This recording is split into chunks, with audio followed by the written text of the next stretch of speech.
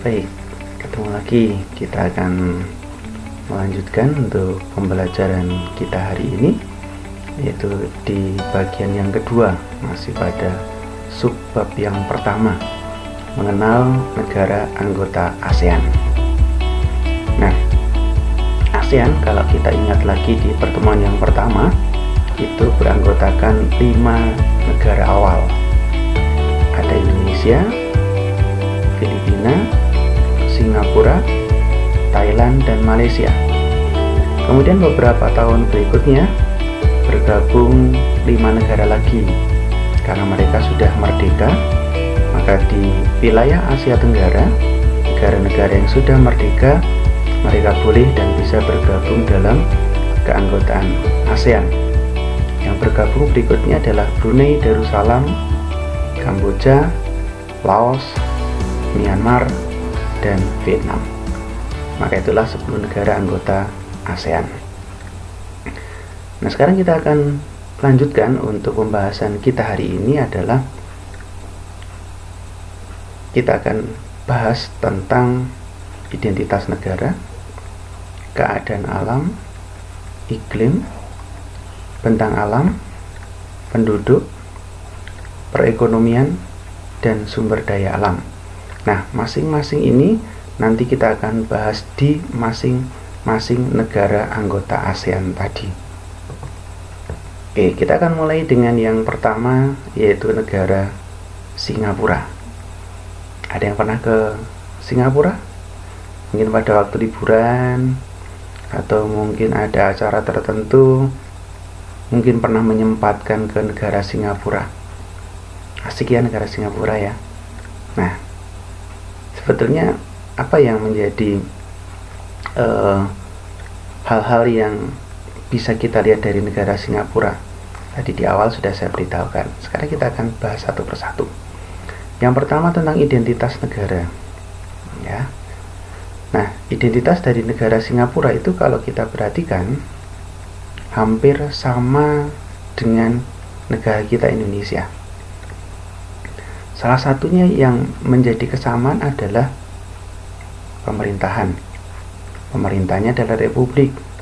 Dalam pelajaran PPK kalian sudah belajar banyak hal tentang bentuk pemerintahan, kepala negara, kepala pemerintahan, dan segala macamnya. Nah, yang berikutnya yang sama dengan negara kita adalah kepala negara. Kepala negara adalah presiden. Kalau di Indonesia kepala pemerintahan juga presiden. Ya. Ini sekilas tentang identitas dari Singapura. Kemudian yang kedua, keadaan alam. Kalau kalian perhatikan di sini, ini adalah peta dari Singapura. Ya, peta dari Singapura. Sangat kecil sekali dibandingkan dengan Indonesia. Keadaan alam apa yang ada di negara Singapura? Yang pertama kita akan lihat tentang batas dan bentuk. Sekarang kalau kalian baca, kalian lihat di situ, poin yang pertama ada lintang dan ada bujur. Masih ingat? Lintang dan bujur ini? Oke, ya. Lintang dan bujur itu adalah letak suatu negara berdasarkan dari astronomisnya, yaitu letak yang dilihat berdasarkan lintang dan bujur. Nah, garis lintang dan garis bujur ini tentu memiliki fungsi yang berbeda. Ada yang masih ingat mungkin? Fungsi dari garis lintang fungsinya untuk apa? Oke, betul. Fungsi dari garis lintang adalah untuk menentukan pembagian dari kelompok iklim. Ya.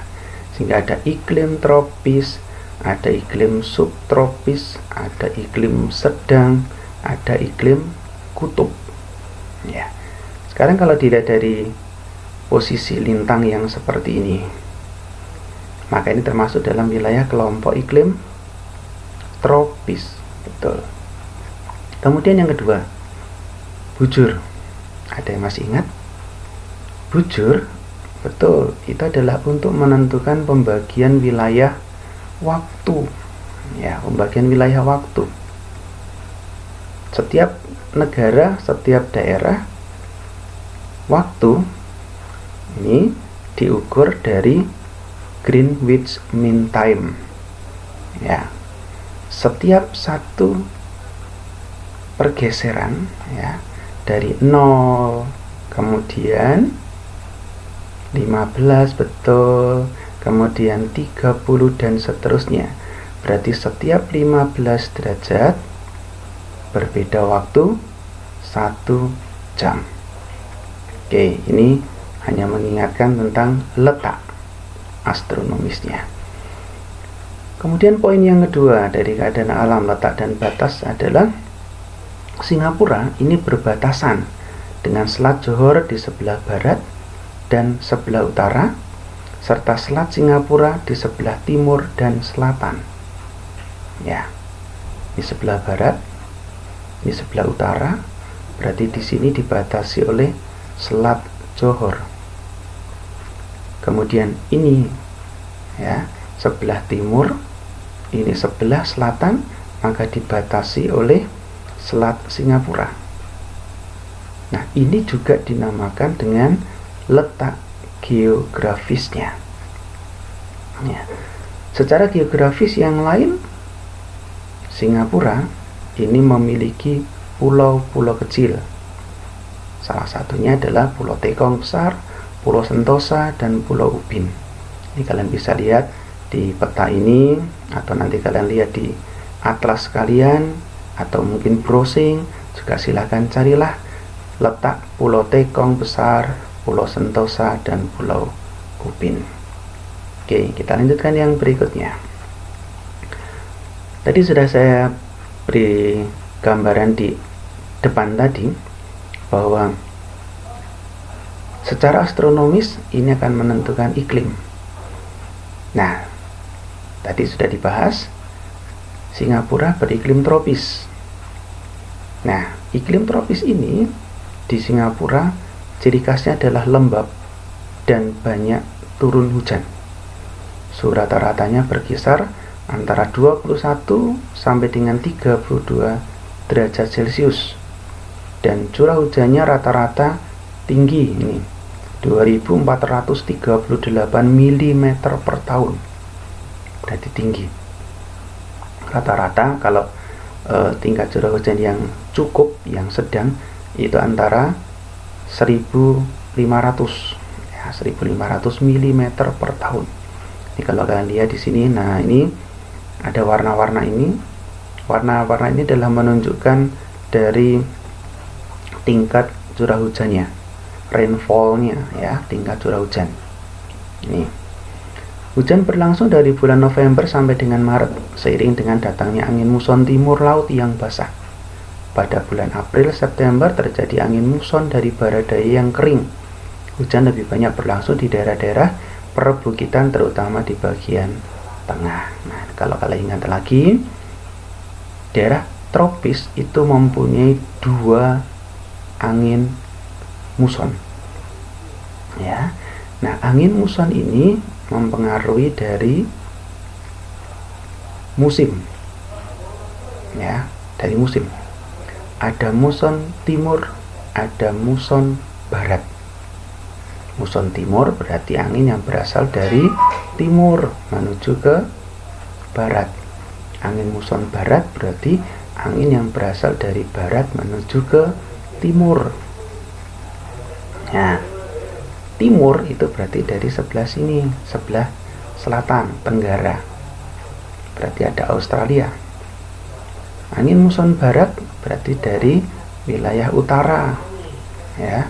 Di sini ada samudra-samudra yang pergerakannya, kalau kalian ingat, ada pembelokan arah angin.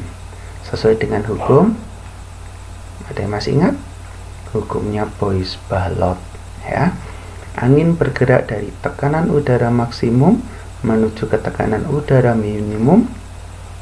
Angin berbelok arah dari, kalau selatan, berbelok arah ke sebelah kiri. dari utara berbelok ke sebelah kanan. Oke, itu mengingatkan lagi 2 poin dari pelajaran kelas 7 waktu lalu. Bentang alam yang lain kalau kita perhatikan, ya kalau tadi keadaan alam, sekarang bentang alamnya ini. Bentang alam itu adalah face-nya, ya, face-nya, kenampakannya. Keadaan alam Singapura pada umumnya adalah relatif datar. Masih ingat ketinggiannya? Oke, dataran dari daratan itu diukur dari permukaan air laut 0 meter sampai dengan 200 sampai dengan 400 sampai dengan 600. Nah, 0 sampai dengan kurang lebih 400 atau 500 meter itu termasuk ke dalam daerah dataran rendah. Ya, kalau 0 sampai dengan 200 adalah dataran pantai. Sekarang kalau kita lihat tadi, Singapura umumnya relatif datar. Ya. Akan tetapi di beberapa tempat dijumpai perbukitan. Sungai-sungai yang ada pendek-pendek. Kenapa yuk penyebabnya pendek? Ya, pendek disebabkan karena daratannya yang sempit. Semakin sempit wilayah dan di situ ada sungai dari hulu ya, menuju ke bagian ini muara, berarti akan pendek. Tapi kalau wilayahnya itu luas, daratannya itu luas, maka pasti sungainya akan panjang-panjang. Contoh, kalau kalian pasti pernah dengar Sungai Amazon. Kenapa sungainya panjang? Ya. Sungai Amazon sungainya panjang karena berada di daerah yang luas. Dan sungai Amazon adalah sungai yang berkelok-kelok. Kenapa berkelok-kelok? Karena namanya air itu pasti akan mencari daerah yang dari tinggi menuju ke rendah. Nah, berarti di situ kalau dia menemukan suatu tempat yang tidak bisa dilalui, maka dia akan berbelok. Nah, terjadilah kelokan-kelokan, maka dinamakan sungai meander. Tetapi di Singapura ada keuntungannya dengan sungai yang pendek-pendek. Keuntungannya adalah dimanfaatkan sebagai pembangkit tenaga listrik karena punya debit, punya kecepatan yang tinggi, sehingga ditampung dengan turbin, menggerakkan turbin, kemudian dijadikan sebagai pembangkit listrik. Sampai di bagian dataran rendah, kemudian bisa digunakan untuk irigasi. Sedangkan yang berada di dataran pantai, maka di sini menjadi sarana untuk transportasi.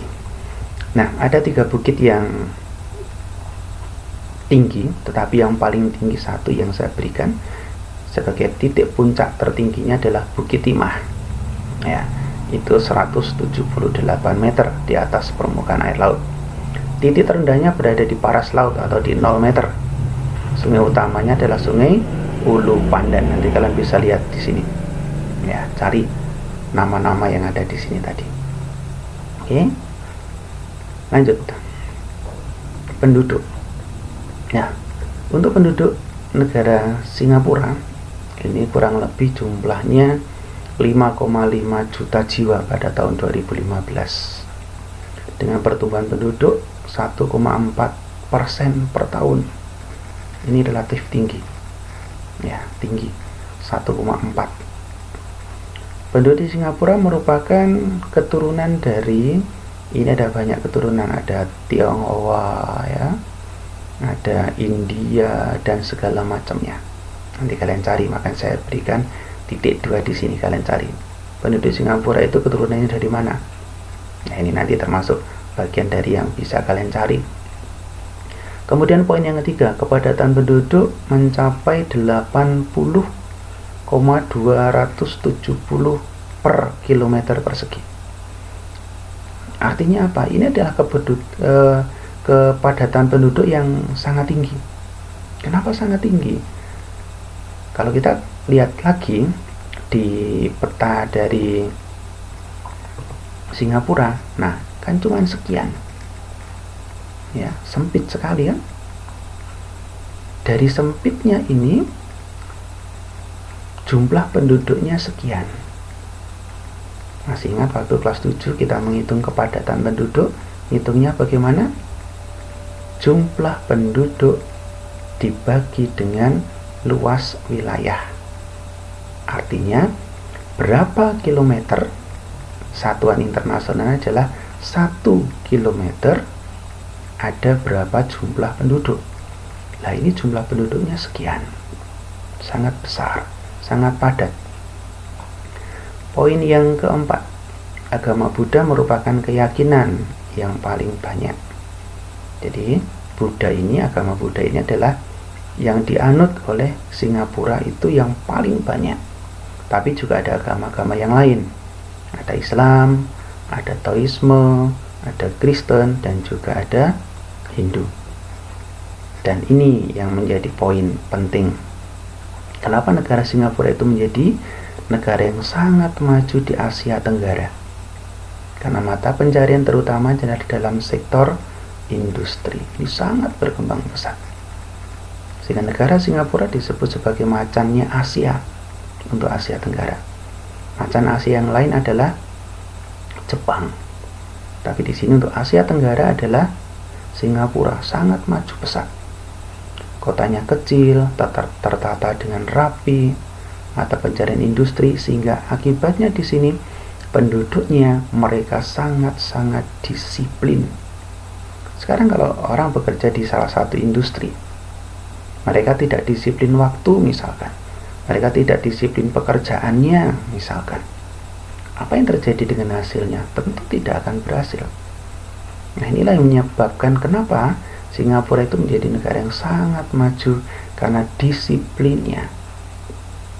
Ya, maka kita belajarlah untuk bisa disiplin.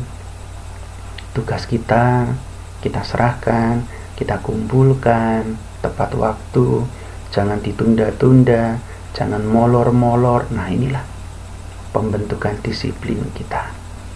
Oke, itu tentang penduduk dari Singapura. Yang berikutnya untuk perekonomian. Tadi juga saya singgung sedikit. Poin yang penting dari Singapura adalah jalur transito perdagangan. Secara geografisnya, Singapura itu adalah disebut sebagai negara yang strategis. Sebetulnya Indonesia pun tidak kalah sebagai negara strategis. Kenapa? Kita diapit oleh 2 benua. Masih ingat 2 benua? Oke. Apa benuanya? Asia dan Australia. Kita juga diapit oleh 2 samudra, yaitu Samudra Pasifik dan Samudra Hindia. Nah, inilah posisi silang dunia. Tetapi yang bisa memanfaatkan di sini posisi silang adalah Singapura. Maka di situ menjadi jalur transito, menjadi jalur transit persinggahan. Semua para pedagang baik dari Asia yang melewati, yang akan ke, itu singgah dulu di Singapura. Perlintasan laut, perlintasan udara, mereka juga singgah dulu di Singapura. Sehingga itu kira-kira parkir itu kira-kira bayar atau enggak ya? Bayar, membayar. Nah inilah yang dimanfaatkan betul oleh Singapura. Poin yang kedua dari perekonomian, kemajuan teknologi dan informasi dari belahan dunia dapat segera diterima dan diadopsi, diadopsi itu diterima. Selain itu pajak-pajak yang diterima pun semakin bertambah. Maka oleh sebab itu jalur transito itu menjadi sumber devisa yang sangat besar bagi Singapura. Ya, ini ada devisa, berarti sumber pendapatan negara yang sangat besar. Oke, itu tentang perekonomian negara Singapura. Poin yang ketiga, Industri yang dikembangkan di Singapura itu meliputi berbagai macam bidang.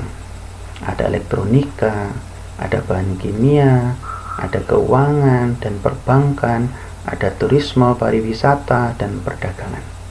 Ini semuanya berkembang maju, berkembang pesat. Terutama dengan turisme, pariwisata, perdagangan itu sangat-sangat tinggi sekali. Ini bisa kita lihat.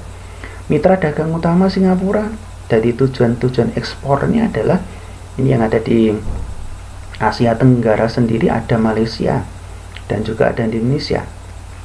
Di Asia yang lebih luas lagi ada Hong Kong. Di benua yang lebih besar lagi ada Amerika Serikat. Ya, Singapura bisa bekerja sama dengan Amerika Serikat sebagai mitra dagang 15,3%. Ya, ini perekonomian yang ada di Singapura. Yang berikutnya, ya, sumber daya alam. Nah, sumber daya alam dari negara Singapura itu sebetulnya bukan negara yang kaya akan sumber daya alam seperti Indonesia. Ya, Indonesia dikatakan negara yang kaya, sangat subur dengan sumber daya alam, tetapi Singapura tidak. Oleh karena itu, Singapura yang tidak kaya dengan sumber daya alam tadi, justru negaranya mengembangkan sektor yang lain yang diambil dari alam, yaitu sektor pariwisata dan perdagangan. Poin yang kedua, hampir semua daerah di Singapura dimanfaatkan untuk dunia pariwisata sehingga mampu mendongkrak perekonomiannya. Pertambangan dan pertanian yang menjadi andalan dari beberapa negara Asia Tenggara tidak dimiliki oleh Singapura dalam jumlah yang cukup besar. Kalau kalian ke Singapura, tadi yang saya tanyakan di awal, mengawali tadi, pariwisata yang paling sangat berkembang kan? Di setiap kotanya, di setiap pulaunya di situ dikembangkan menjadi tujuan wisata. Nah, poin yang ketiga. Namun demikian, letak Singapura yang strategis di jalur perdagangan lalu lintas transito merupakan sumber devisa yang besar bagi negaranya.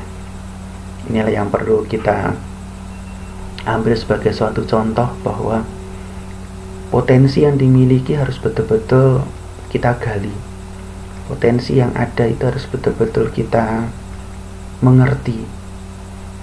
Potensi yang ada itu betul-betul harus bisa kita kembangkan sehingga itu menjadi sumber daya, menjadi pokoknya.